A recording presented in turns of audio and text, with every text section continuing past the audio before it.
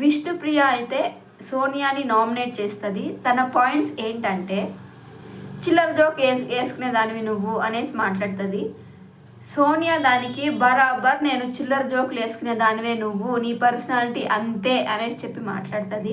ప్రతి ఒక్కసారి విష్ణుప్రియ మీద పర్సనాలిటీ జోక్స్ అంటే నా ఫ్యామిలీ చూస్తుంది, నా ఫ్యామిలీ ఏమనుకుంటున్నారో అనేసి చెప్పి మాట్లాడుతుందే తప్పితే విష్ణుప్రియకి అయితే ఫ్యామిలీ లేదన్న. ఎందుకు ఇలా మాట్లాడుతుంది? మీకు కూడా ఇలానే అనిపించింది అయితే మాకు ఒక లైక్ అయినా చేయండి, లేదంటే ఒక కామెంట్ అయినా చేయండి. మీ ఒపీనియన్ అయితే మాకు తెలుసుకోవాలని ఉంది. బట్ సోనియా తను రాను ఎలా ఉందంటే తన బిహేవియర్ తనేదో పెద్ద తోపు తుడుము అన్నట్టుందండి. ప్రతి ఒక్కసారి పర్సనాలిటీ మీద అటాక్ చేస్తూ ఉంటుంది. నాకైతే నచ్చడం లేదు. సోనియా బిగ్ బాస్ హౌస్కి తను ఫిట్ కాదు.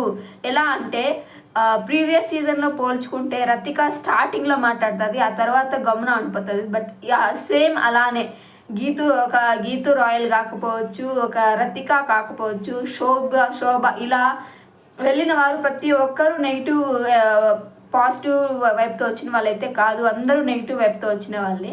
ఈ సీజన్లో కూడా సోనియా ఖచ్చితంగా నెగిటివ్ వైపుతోనే వస్తుంది అని చెప్పే వాళ్ళు ప్లీజ్ మాకు కామెంట్ చేయండి. మీ ఒపీనియన్ మాకు చాలా ఇంపార్టెంట్. ఆ తర్వాత ఏంటంటే విష్ణు పాయింట్స్ కూడా అబ్బాయి పాయింట్స్ కూడా చాలా వరకు క్లియర్గా ఉండవు. అంటే తను చెప్పేది, తను నామినేట్ చేసినది అసలు పాయింట్లెస్. బట్ ఆ తర్వాత ఏంటంటే ఆదిత్య ఓం శేఖర్ భాషా గారిని నామినేట్ చేస్తారు. నామినేట్ చేసినప్పుడు కూడా తను కామెడీ పాయింట్స్ ఎలా అంటే తను అందరూ హౌస్ మొత్తం నామినేషన్స్లో సీరియస్గా ఉన్నా కూడా తను అగైన్ మళ్ళీ తను చిల్లర జోక్స్ అంతా వేసుకుంటూ ఉంటారు. సో మీకు కూడా అలానే అనిపించింటే మాకు ఒక కామెంట్ చేయండి. ఈ నామినేషన్స్లో విష్ణుప్రియ మీద పర్సనాలిటీ మీద అటాక్ మాట్లాడడం నాకైతే నచ్చలేదండి. సో ప్రతి కంటెస్టెంట్స్కైనా ఎవరికైనా చెప్పేదంటే గేమ్ పరంగా ఆడండి, బట్ పర్సనాలిటీ మీద అయితే మాట్లాడడం కరెక్ట్ కాదు.